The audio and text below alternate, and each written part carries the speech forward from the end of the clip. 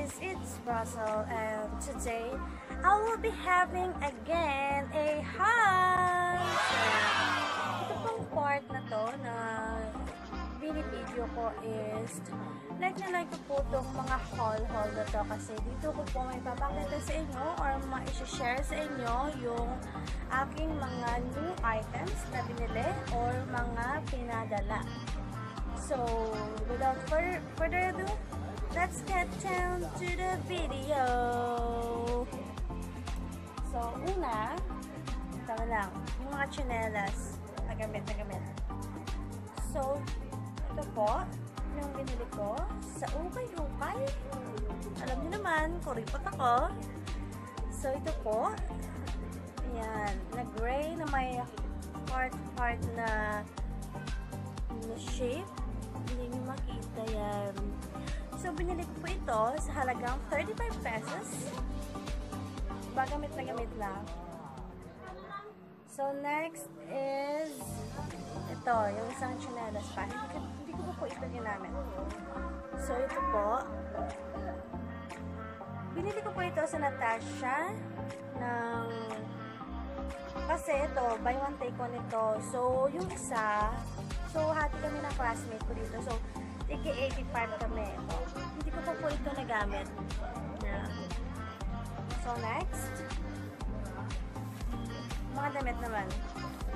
Mga damit na to. Yan. Nagamit ko na po ito. Pero once, black pa lang naman. Ito.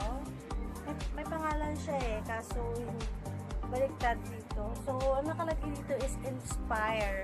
So, agadahan po ako. Binili ko po ito sa SM City sa halagang magkano ba binili ko dito? 165. So, walang tawad po ito. Wala pang tawad. So, ito. So, nagandaan ako sa cotton niya kaya binili ko din siya. So, next is ito. Itong white t-shirt na like ko. Ito. So, nakalagay is open mind. Pwede ko po yung drawing, yung painting. So, pasensya na po sa aking background or sa aking lighting kasi hindi po ako gumagamit ng mga lighting kasi wala po akong pangbili or namamahalan ako sa mga lighting. So, ang ating lighting is yung araw na lang, yung kalikasan, yung araw, yun na lang yung lightning natin. So, ito. So, binili ko ito sa SM City din, sa My Culture, sa halagang 149 pesos. So, yan. So, kasi ako mahilig talaga ako sa mga white t-shirt kaysa sa mga color t-shirt. So, next is sa mga abubot naman tayo. So, ito. Una is this. Yan. So, ito po ay Sweet Honesty. Sweet Honesty Moments. So, binili ko po ito sa Avon. So, 1 month pa ito. So, binili ko po ito kasama yung Simply Pretty Color Lip Balm. Hindi ko alam kung kita nyo. So, binili ko po ito.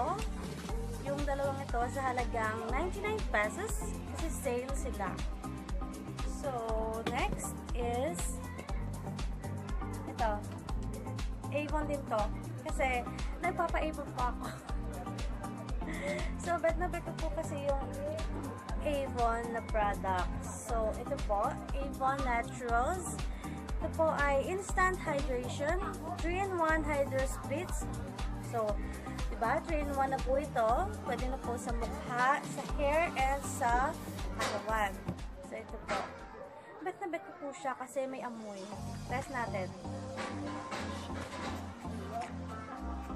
Ang bango talaga, ang bango. So, next is ito, yung isang to. Diba, social. Victoria's Secret na strawberries and champagne. Wild strawberries and champagne. So, ito po. Okay lang po yung ano niya, yung amoy niya. Abang mo naman. Kasi yung bet ko is yung vanilla, kaso ito.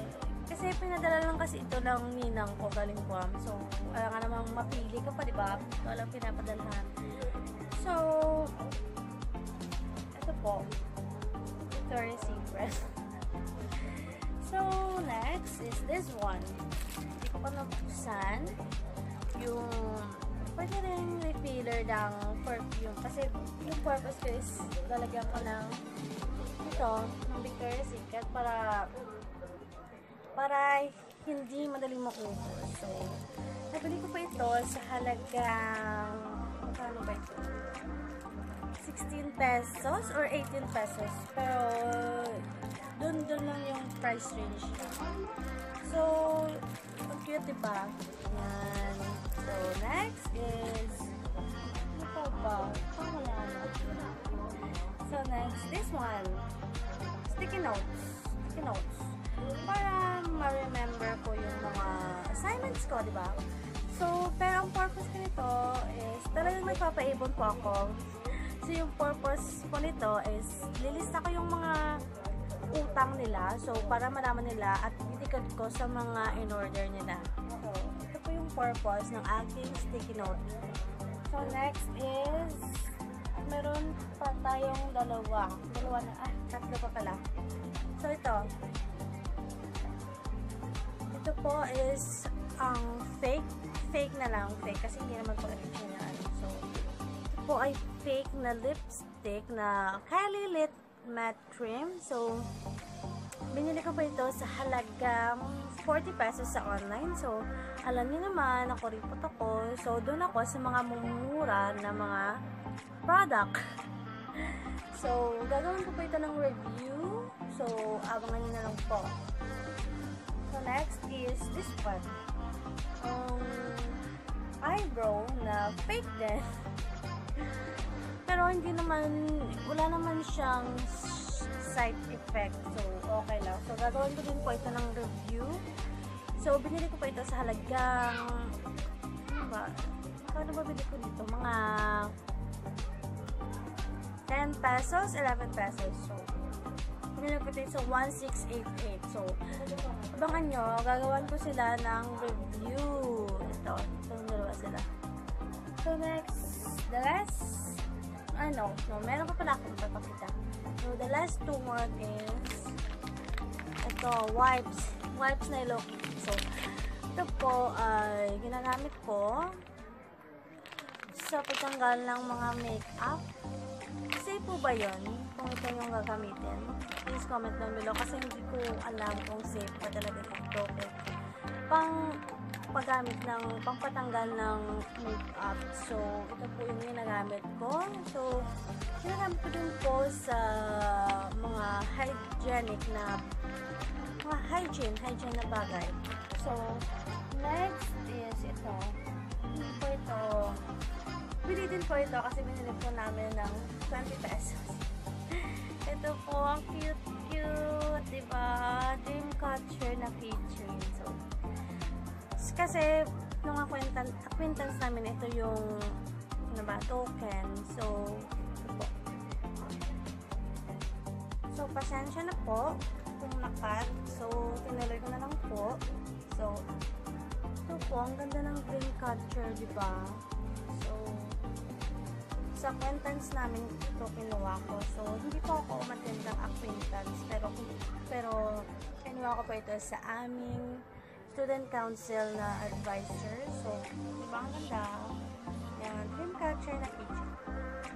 So, yun lang po yung mga i-haul ko ng mga gamit ko. So, don't forget to subscribe my channel and click the like below. So, thank you for watching and sana nag-enjoy kayo sa video na ito and have a nice day. God bless!